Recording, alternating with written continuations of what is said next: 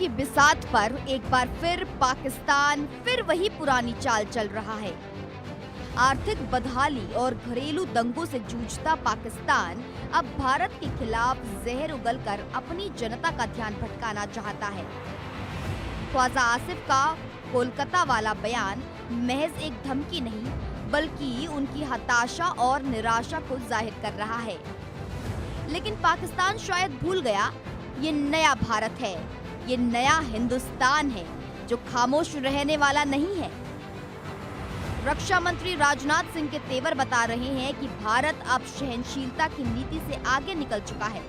उनका साल 1971 का जिक्र करना पाकिस्तान के लिए सबसे बड़ा ट्रिगर पॉइंट है, क्योंकि वो हार आज भी पाक सेना के सीने में शूल की तरह चुभती है।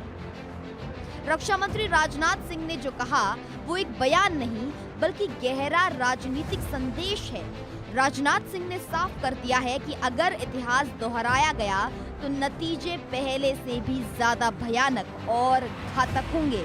वैसे मैं कुछ बोलना नहीं चाहता हूं, लेकिन पाकिस्तान के डिफेंस मिनिस्टर ने जो स्टेटमेंट दिया है उसके बारे में इतना ही कहना चाहूंगा कि उन्हें यह नहीं भूलना चाहिए कि आज 55 ईयर्स पहले 1971 में एक बार बंगाल की तरफ नजर उठाने की कोशिश पाकिस्तान ने की थी, तो पाकिस्तान के दो टुकड़े हो गए, एक पाकिस्तान रह गया, दूसरा बांग्लादेश बन गया।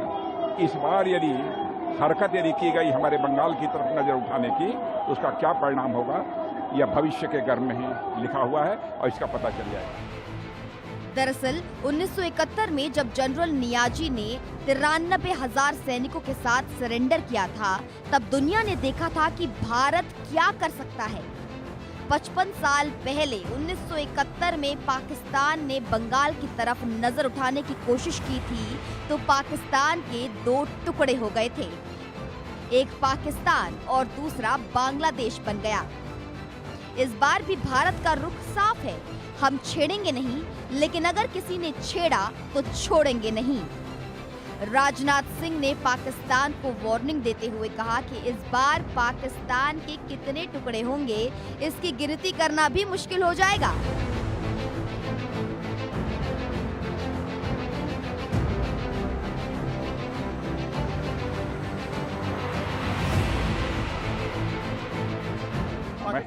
अरे मैं देश का रक्षा मंत्री हूं, मैं बोल रहा हूं, अब इससे ज्यादा क्या हो सकता है। यह आवश्यक नहीं है कि हर व्यक्ति बोले, लेकिन इस तरीके का प्रोवोकेटिव स्टेटमेंट पाकिस्तान के डिफेंस मिनिस्टर के द्वारा नहीं दिया जाना चाहिए, क्योंकि एक बार इसका खामियाजा वो भुगत चुके हैं।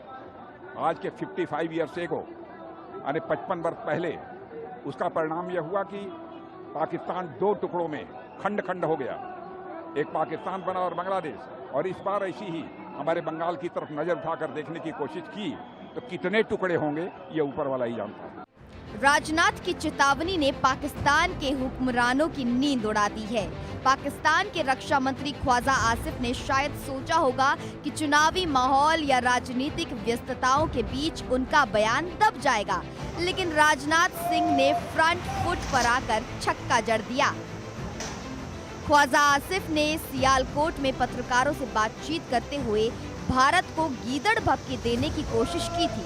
आसिफ ने कहा, अगर भारत इस बार हमें जिम्मेदार ठहराकर कोई ऑपरेशन करने की कोशिश करता है, तो हम कोलकाता तक अपना निशाना साधेंगे। ख्वाजा आसिफ के बयान के बाद सवाल उठ रहे हैं कि क्या पाकिस्तान अपनी बर्बादी का नया अध्याय खुद लिखने पर आमाद है? क्या उसे अंदाजा भी है कि भारतीय सेना की मार इस बार कितनी घातक होगी? क्योंकि किसी से छिपा नहीं है, पाकिस्तान के भीतर बलूचिस्तान, सिंध और पख्तूनवा जैसे इलाके पहले से ही सुलग रहे हैं। ऐसे में भारत के खिलाफ युद्ध की बात करना पाकिस्तान के लिए आत्मघाती कदम साबित होगा। वहीं ये लड़ाई सिर्फ शब्दों की नहीं, बल्कि साख की है। पाकिस्तान अपने अस्तित्व को बचाने के लिए छटपटा रहा है, जबकि भारत विश्व पटल पर एक महाशक्ति बनकर उभर रहा है। राजनाथ सिंह की खुली चेतावनी अंतर्राष्ट्रीय मंच पर भी एक मैसेज है कि भारत अपनी सीमाओं की रक्षा के लिए किसी भी हद तक जा सकता है। अगर पाकिस्तान अपनी हरकतों से बाज नहीं आया तो मुमकिन है कि आने वाले वक्त में दुनिया के नक्शे से पाकिस्तान का मौजूदा नक्शा बदल जाए। इसलिए कोलकाता का ख्वाब देखने वाले पाकिस्तान को अब अपने इस्लामाबाद की फिक्र करनी चाहिए। रक्षा मंत्री राजनाथ सिंह ने साफ कर दिया है कि नया भारत आंख झुकाकर नहीं बल्कि आंख में आंख डालकर बात करना जानता है। इसलिए पाकिस्तान अपनी हदों में रहे। अब देखना ये होगा कि क्या पाकिस्तान पड़ोसी मुल्क की जो हमारा है इस नसीहत से कुछ सबक लेगा या अपनी बर्बादी के सर्टिफिकेट पर खुद ही साइन करेगा। Bureau report, India news.